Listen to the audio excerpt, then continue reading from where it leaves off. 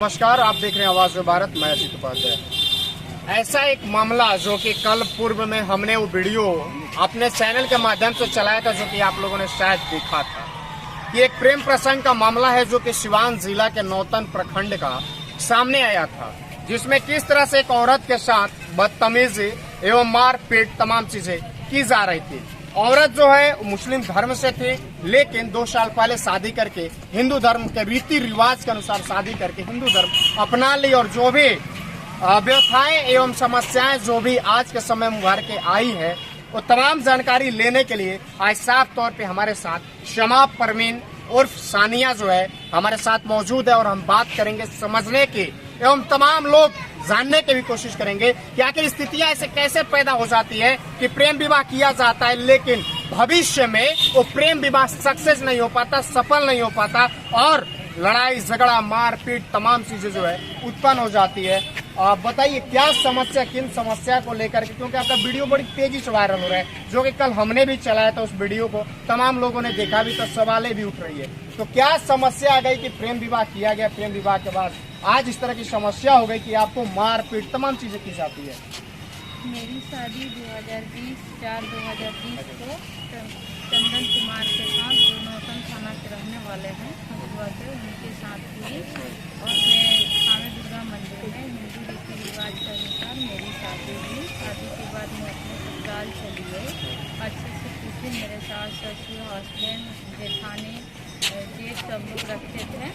उसके बाद से मेरे ससुर रमाकांत था, मेरी सास राधिका देवी, मेरी मेरे जेठानी नीतू देवी, मेरी ननद बबीता देवी, मेरे भसुर प्रमोद कुमार था, सबने मिल करके मुझे उत्पीड़न करने लगे और दहेज के लिए मांग करने लगे कि अगर मेरे बेटे की भाई की शादी दूसरी जाति में, मेरे जाति में हुई होती, तो दहेज में अल्टो कार मिलता, काफ़ी सामान्य मिलती, तो मैं अपने मम्मी से, तुम अपनी मम्मी से मांग के लेके आओ, मैं अपनी मम्मी से। ये बात कब उठा कि ऑल्टो कार और वॉशिंग मशीन और फ्रिज तमाम चीजें, कब ये मुद्दा उठा? 2 साल के बाद सर।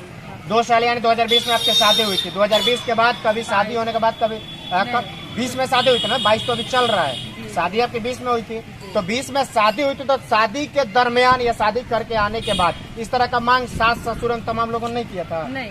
तो कब ये मांग करना चले? मांग किया फरवरी में। कौन सा फरवरी? ये वाला 22 का? हाँ, अच्छा, 22 वाला फरवरी में।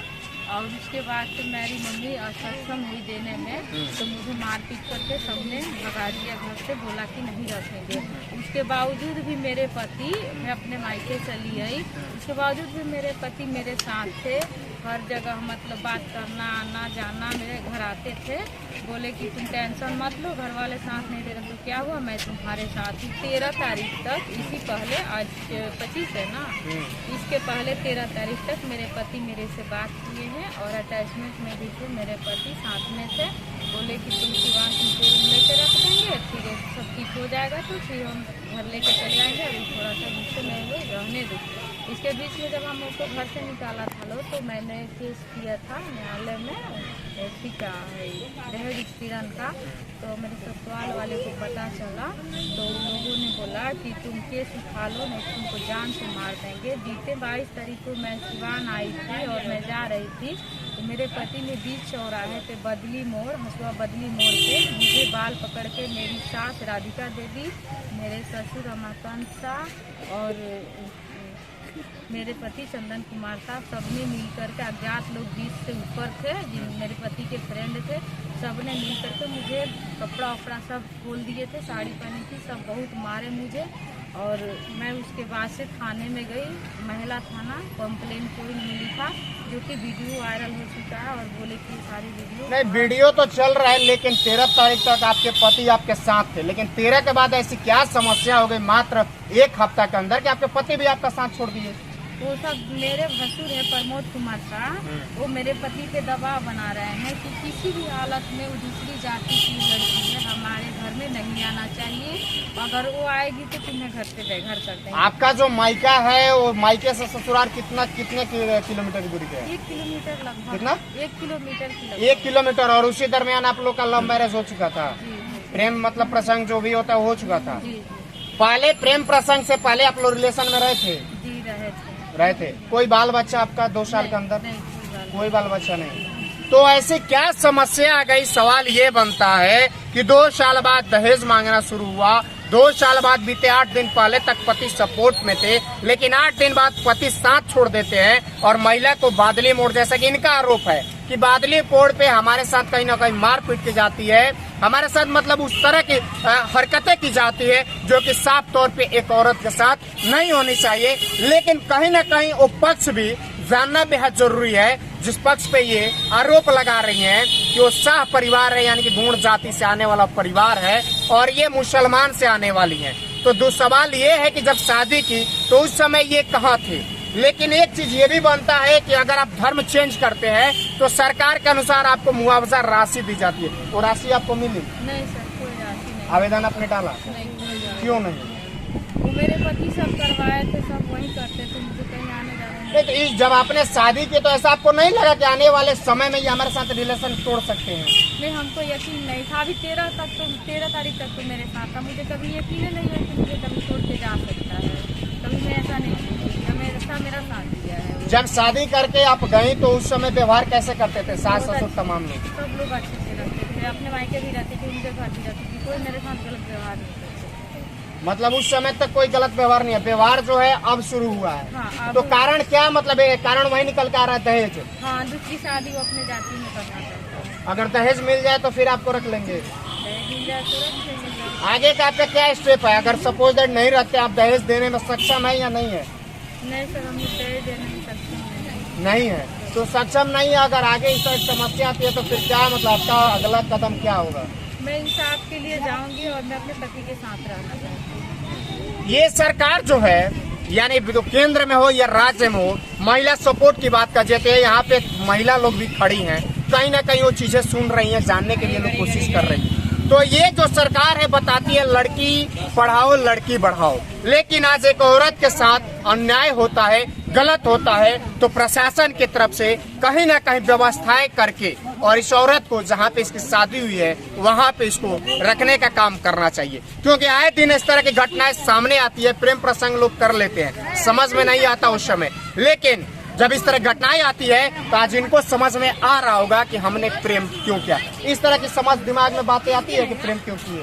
मेरे से मुझे समझ में आ रहा है कि मैंने गलत किया हूँ, लेकिन मैं अब कहाँ जाऊँगी? अब मेरी जिंदगी का सारा मेरा पति है, उसको भी मेरे भसुर ने समझा दिया है कि उसके साथ नहीं रहना है, तो मैं उनके साथ हर सिचुएशन में रहना चाहती हूँ। हर सिचुएशन में रहना चाहती है, लेकिन अगर लोग तलाक की अर्जी डाले तो उस समय क्या करिएगा? नहीं सर, मैं तलाक नहीं लूंगी, मैं हर सिचुएशन में उसके साथ रहना चाहती हूँ। बस मुझे मेरे अभी फिलहाल आप कहाँ रह रही हैं? उनके घर, ससुराल या मायका? नहीं, फिलहाल मैं अभी मायके रह रही हूँ। मायका से आपको सपोर्ट मिल रहा है? मम्मी है सिर्फ सपोर्ट करी, बाकी कोई नहीं। सब लोग पैसे के दबाव में उनके तरफ से बोल रहा है। लोकल प्रशासन है, यानी कि नौतन थाना है, वो सपोर्ट दे रही है आपको? कोई नहीं, कोई सब बोल रहा है शादी का कोई मान्यता नहीं दे रहा है, जो कि कह रहा है कि शादी नहीं है, सब उसके दबाव में मेरे पति। तो शादी का अगर प्रशासन मान्यता नहीं दे रहा तो आपके पास सर्टिफिकेट वगैरह है शादी का? नहीं, सर्टिफिकेट नहीं, आधार कार्ड है, निवास है मेरे पास है, फोटो है जो मेरे पति द्वारा हम दोनों को दिक्कत है, वो सब सारे डॉक्यूमेंट्स प्रूफ मेरे पास है। यानी वो चीजें हैं आपका आधार कार्ड, वोटर कार्ड वगैरह? आधार कार्ड है, निवास है। अच्छा, आधार और निवास, वोटर कार्ड नहीं है? नहीं, वोटर कार्ड यानी मायके का भी नहीं है या मायके का है, ससुराल का नहीं है? नहीं। तो सुन सकते हैं इनके पास कागज है, लेकिन वो कागज नहीं है जो कि कोर्ट मान्यता देता है, यानी मैरिज सर्टिफिकेट, जो कि इनके पास नहीं है। शायद उस समय नहीं होता, बेचैनी के तरीके से ये लोग वो चीजें भूल गए, लेकिन आज परेशानी इनको बन चुकी है। तो मैरिज सर्टिफिकेट की मान्यता देता है कोर्ट, और साथ में आधार कार्ड इनके पास है, लेकिन और साथ में इनके पास निवास भी है। शादी जब आपका थावे मंदिर में हो तो उस समय का फोटोज वगैरह है? बहुत सारा फोटो था, मेरे पति ने प्रूफ निकालने के लिए सब चला दिया। आपके पास कोई है? नहीं, मेरे पास कोई नहीं, मेरा अटैची भी सब चीज करके ले गया, जो कि उसमें फोटो था, उनके मम्मी पापा सब लोग साथ थे, सारे प्रूफ जला दिए मेरे पति। सवाल खड़ा होता है, देखिए अगर फोटो जला दिया गया, मैरिज सर्टिफिकेट नहीं बना, साथ में प्रशासन सरकार की तरफ से जो मुआवजा दिया जाता है वो नहीं मिला, तो कहीं ना कहीं सवाल संदेहास्पद है कि आखिर में इस तरह की, यानी पहले से प्लानिंग थी कि इनको हटा देना है, 1-2 साल के अंदर इनको तलाक दे देना है या घर से निकाल देना है, क्योंकि मैरिज सर्टिफिकेट होना अनिवार्य है। अगर आप शादी करते हैं तो सिंदूरदान करते वक्त माला डालते वक्त आपके पास फोटोज होना अनिवार्य है या फिर इनका वोटर कार्ड होना अनिवार्य है, तमाम कागजें होना अनिवार्य है, लेकिन शायद वो नहीं है, तो कहीं ना कहीं संदेह के घेरे में खड़ा होना इनका भी लाजमी है कि आखिर में इस चीज पे गौर क्यों नहीं किया गया, इस चीज को देखा नहीं किया, क्यों नहीं गया। सवाल ये खड़ा करता है और समझने की भी जरूरत है। और प्रशासन से, आला अधिकारी से, बिहार के मुखिया नीतीश कुमार से अपील है, तमाम चीजें इस औरत जो समा परवीन अपील करती है कि किस तरह से औरतों का न्याय देने की ये सरकार बात करती है, तो कहीं ना कहीं हो सकता है आने वाले समय में, कल परसों या आज भी इस औरत को, समा परवीन को न्याय मिले। ये प्रशासन से इनके तरफ से मांग की जा रही है और यहाँ पे बैठे हुए जिलाधिकारी हों या तमाम लोगों, उन लोगों से भी ये अपील कर रही है कि हमको न्याय मिले और न्याय मिलने के साथ कहीं ना कहीं फिर से हमको ससुराल में यानी चंदन का अर्ध नारी बना करके कहा जाए या फिर अपनी पत्नी बना करके पुनः हमको रखने का कार्य किया जाए, जो कि इनके तरफ से मांग है। हमारे साथ जुड़ने के लिए आपका बहुत बहुत धन्यवाद।